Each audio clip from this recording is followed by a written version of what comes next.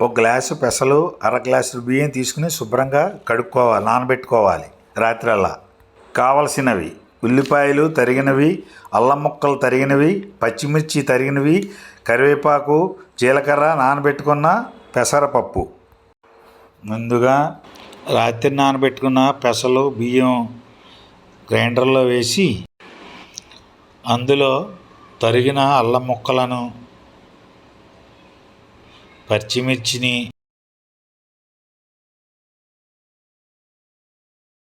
పసుపును వేసి మెత్తగా రుబ్బిన తర్వాత చూపిస్తాను. ఈ రుబ్బిన పిండిని ఒక బౌల్లో వేసుకుని అందులో తగినంత ఉప్పు, కొద్దిగా వరిపిండిని వేసుకుని బాగుగా కలుపుకోవాలి.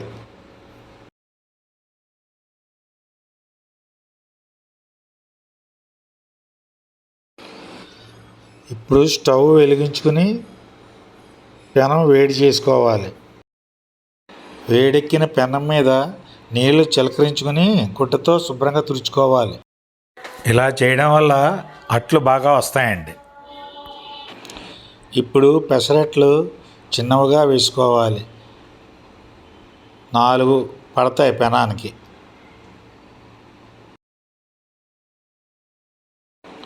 ఇప్పుడు ఉల్లిపాయ ముక్కలు వేసుకోవాలి.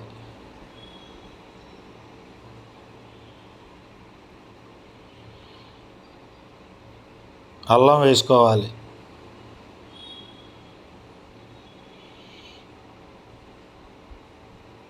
పచ్చిమిర్చి వేసుకోవాలి.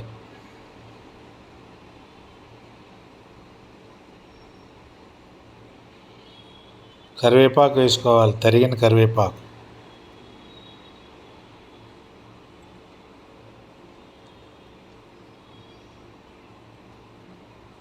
పెసరపప్పు జల్లుకోవాలి.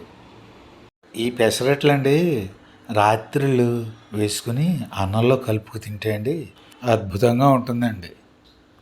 కావాలంటే ఒకసారి ట్రై చేసి చూడండి, మీకే తెలుస్తుంది. అట్ల మీద నూనె వేసుకోవాలి, బాగా వేసుకోవాలండి, అప్పుడే టేస్ట్ ఉంటుంది. ఈ అట్లు టేస్ట్ ఉండడానికి కారణం మెయిన్ నూనె అండి. నూనె కొద్దిగా ఎక్కువ వేసుకోవాలి, అప్పుడే టేస్ట్ ఉంటాయి. సీక్రెట్ ఎవరికి తెలీదు. మామూలుగా ఏదో జల్లేసుకుంటారు నూనె అంతే. ఎక్కువ వేసుకుంటే నూనె మంచిది కాదు అని అనుకుంటారండి. కొన్నింట్లకి టేస్ట్ కావాలంటే మరి తప్పదు. అవ్వ కావాలి, బువ్వ కావాలంటే కుదరదండి. టేస్ట్ కావాలంటే వేసుకోవాల్సిందే. నిజానికి ఈ అట్లు పెనం మీద చాలా చిన్నవండి, కానీ చూడడానికి పెద్దవిలా ఉన్నాయి. బయట చూస్తే తెలుస్తుంది.